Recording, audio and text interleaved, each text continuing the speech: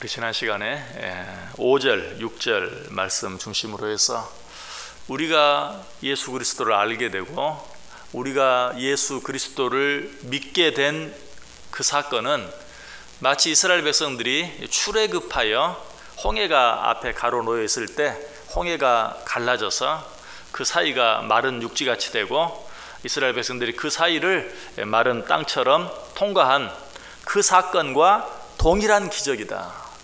우리가 예수를 믿게 된 것이 그처럼 놀라운 사건이다.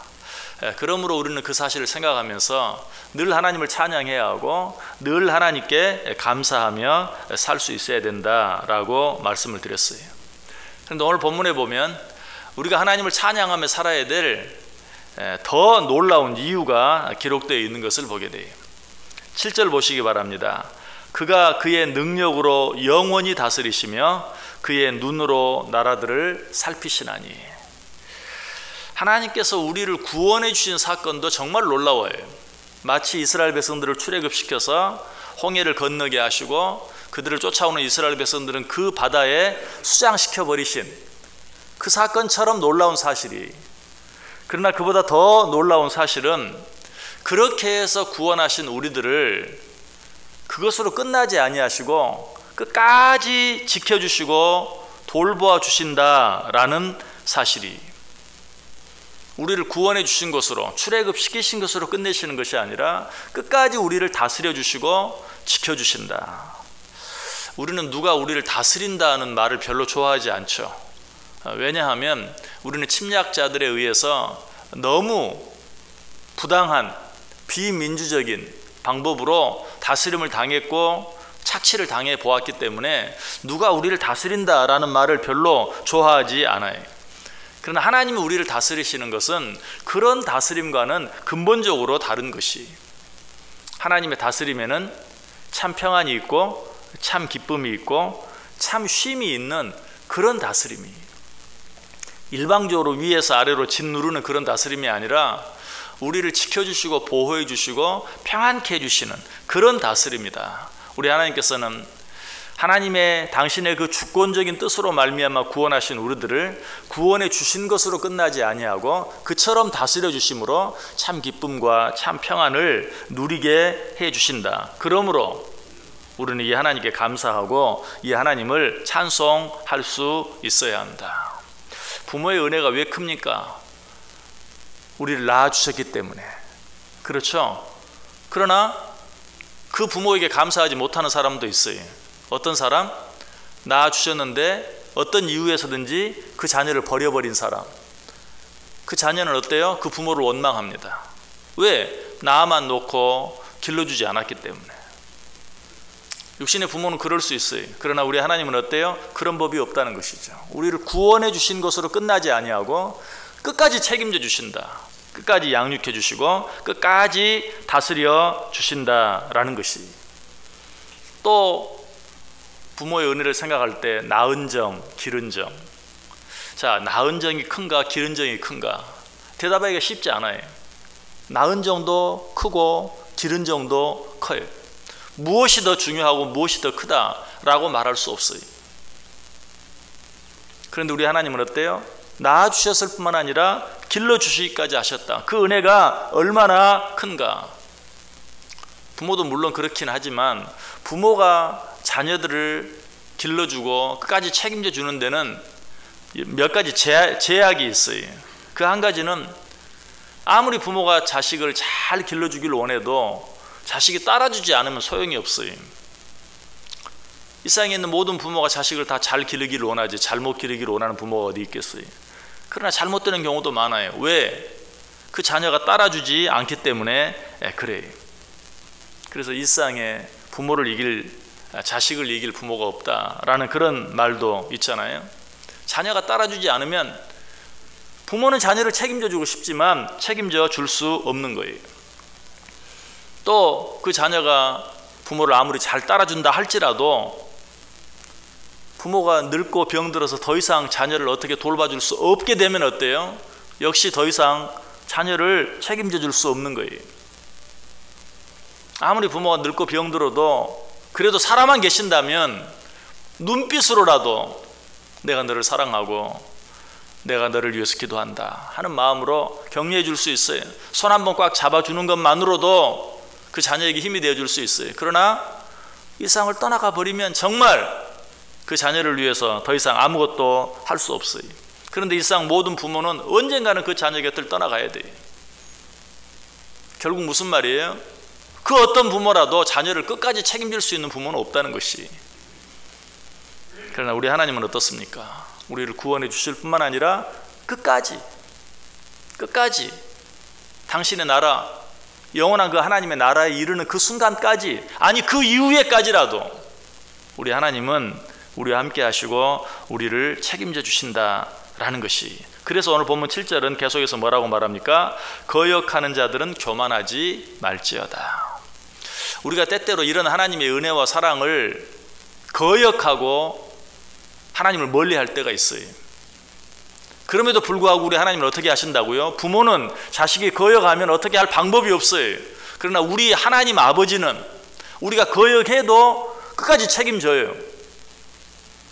그러므로 거역하는 자들은 교만하지 말라. 인간적으로 표현하면 이런 거예요.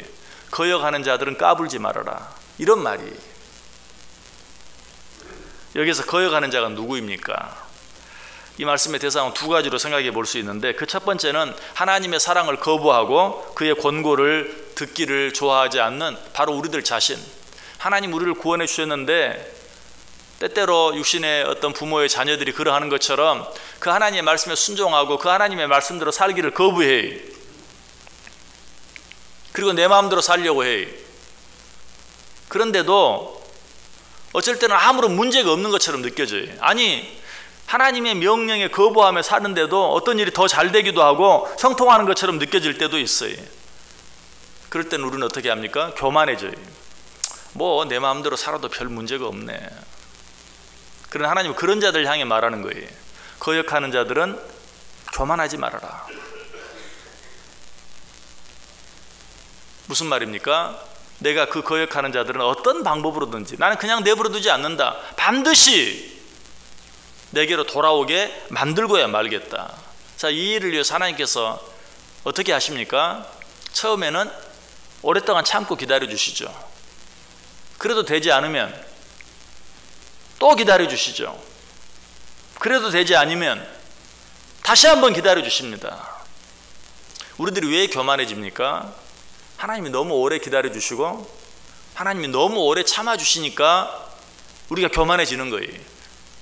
내가 내 생각대로 살아도 잘 살 수 있는 것처럼, 내가 내 마음대로 살아도 아무런 문제가 없는 것처럼 교만해져요.